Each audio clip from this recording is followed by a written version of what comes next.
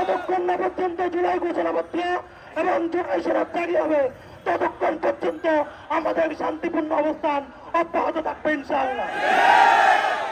শহীদ পরিবারের মা এবং বোনেরা, প্রিয় আহত যোদ্ধারা, আসসালামু আলাইকুম।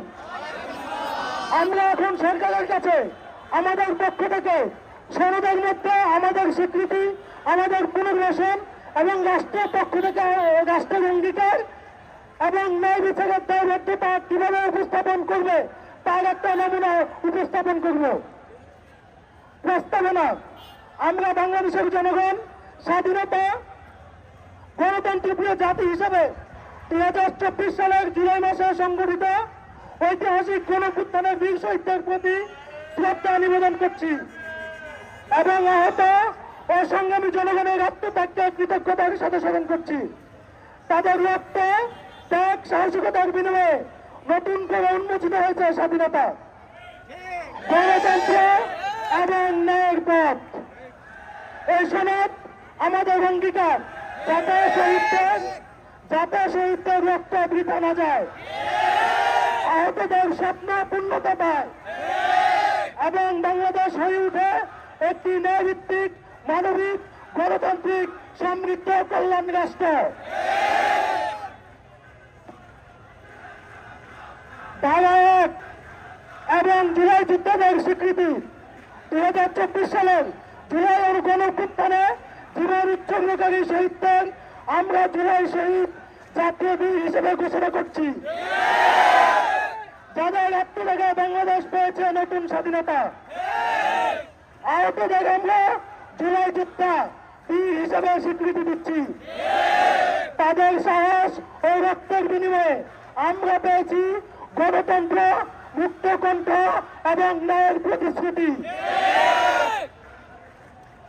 ধারা 2: জুলাই শহীদ এবং আহতদের প্রতি রাষ্ট্রের অঙ্গীকার। রাষ্ট্র এই মর্মে অঙ্গীকার করছে যে শহীদ পরিবার এবং আহতদের আজীবন সম্মান, চিকিৎসা, শিক্ষা এবং কল্যাণের পূর্ণ নিশ্চয়তা প্রদান করা হবে। শহীদ পরিবার এবং আহতদের প্রতি দায়িত্ব গ্রহণ করা হবে রাষ্ট্রের অবিচ্ছেদ্য কর্তব্য। আহতদের সকল চিকিৎসা, পুনর্বাসন, কর্মসংস্থান ও কল্যাণমূলক দায় রাষ্ট্র সরাসরি বহন করবে। আহত ও শহীদ পরিবারের জন্য আজীবন সম্মানজনক ভাতা নিশ্চিত করা হবে, যা তাদের অধিকার হিসেবে স্বীকৃত থাকবে।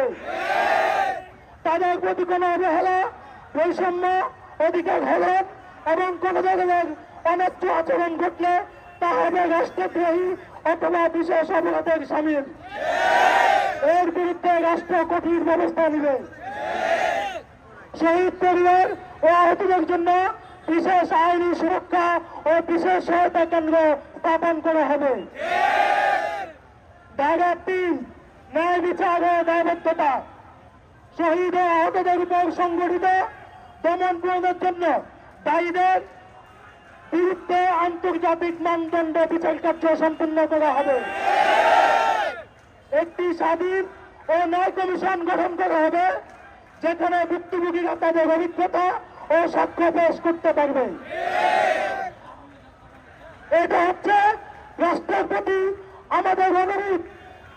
জুলাই সনদে এই 3টা ধারা অবশ্যই অন্তর্ভুক্ত করতে হবে।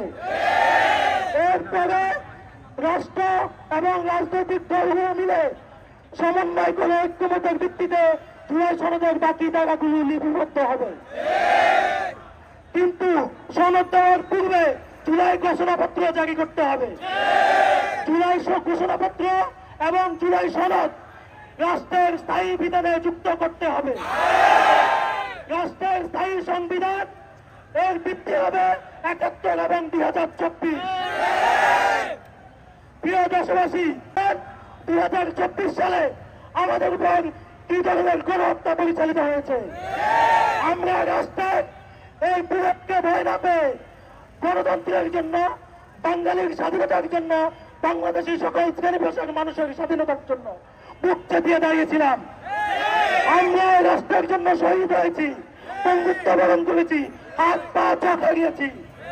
যে রাষ্ট্রের জন্য আমরা শহীদ হলাম, যে রাষ্ট্রের জন্য আমরা বঙ্গুত্ব বরণ করলাম, সেই রাষ্ট্রের প্রধান দায়িত্ব কর্তব্য হচ্ছে আমাদের সকল দায়িত্ব গ্রহণ করা, আমাদের নিরাপত্তা নিশ্চিত করা এবং আমাদের রাষ্ট্রীয় মর্যাদা এবং সম্মান সুপ্রতিষ্ঠিত করা। আমি সরকারকে বলতে চাই, আপনি বারবার প্রতিশ্রুতি দিয়েছেন, প্রতিশ্রুতি রক্ষা করতে পারেন নাই। এবার আমরা আর কোনো টালবাহানা মানব না। সরকার প্রধান নিজে যদি প্রতিশ্রুতি দেয় সেটাও মানব না। আমরা জুলাই ঘোষণাপত্র এবং জুলাই সনদ নিয়ে ফিরব ইনশাআল্লাহ। যতক্ষণ না পর্যন্ত জুলাই ঘোষণাপত্র এবং জুলাই সনদ জারি হবে, ততক্ষণ পর্যন্ত আমাদের শান্তিপূর্ণ অবস্থান অব্যাহত থাকবে ইনশাআল্লাহ। আমি সাংবাদিক ভাইদেরকে অনুরোধ করব, কোন বিভ্রান্তিমূলক নিউজ প্রচার করবেন না।